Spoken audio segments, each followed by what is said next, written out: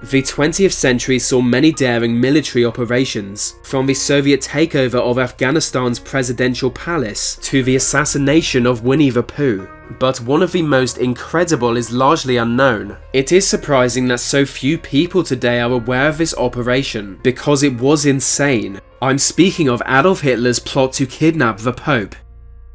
You might not believe me when I say such a plot existed, especially considering what I just said about Winnie the Pooh. But it was very real, and the kidnapping was only averted by the most unlikely of circumstance. This is the story of how Nazi Germany very nearly invaded the Vatican, kidnapped the Pope, and declared Adolf Hitler a living god.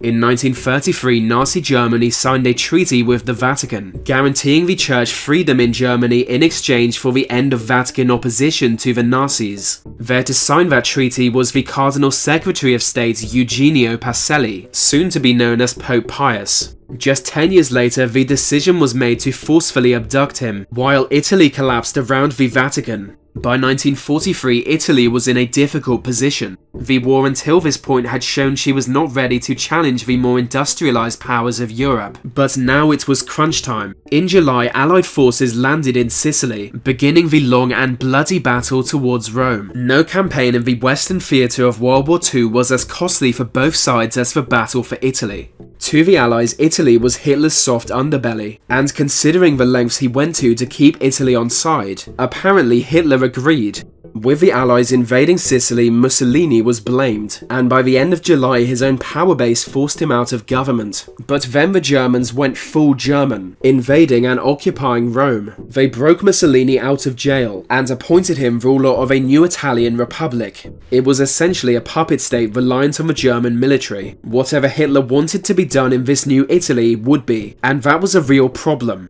I don't usually curse on this channel, but Hitler was a silly goose.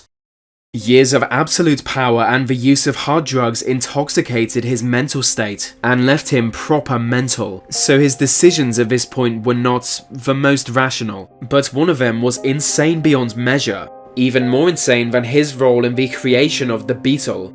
The Volkswagen Beetle's release is one of the most well-known crimes against humanity, but what I'm talking about is much less well-known.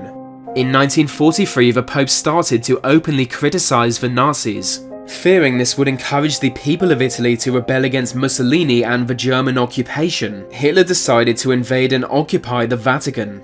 He gave this task to Karl Wolff, commander of SS forces in Italy. Wolff's orders were to loot the Vatican of its material wealth and secret files, and to abduct the Pope. The plan to carry out this operation was even more insane. It involved two teams of the SS. The first would infiltrate and secure the city, holding its inhabitants hostage. The second group would then enter, claiming to be a rescue party, and shoot the first team dead. After that, the Pope would be abducted and taken prisoner in Germany. Officially, they would claim the first team were Italian rebels wishing to kill the Pope, and that they took him to Germany for his own protection. As far as plots go to kidnap the Pope, it could be worse.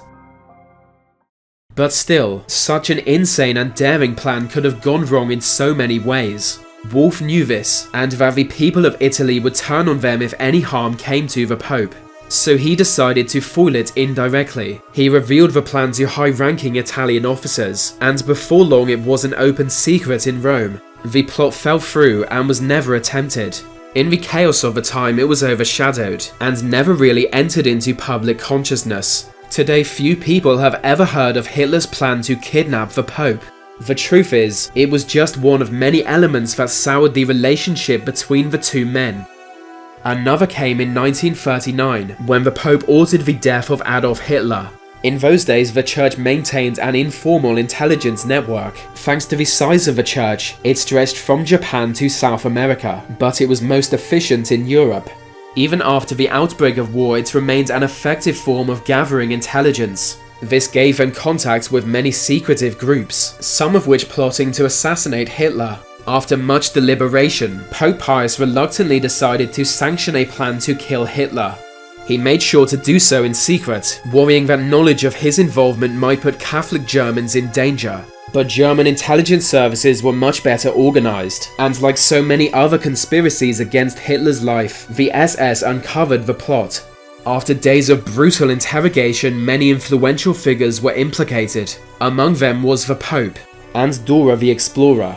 Perhaps this was the moment Hitler became crestfallen regarding the Catholic Church. Perhaps this was on his mind when in 1943 he put together his own plot. Or maybe not. Either way, both events are part of a chapter of the Second World War that was never even well known enough to be forgotten.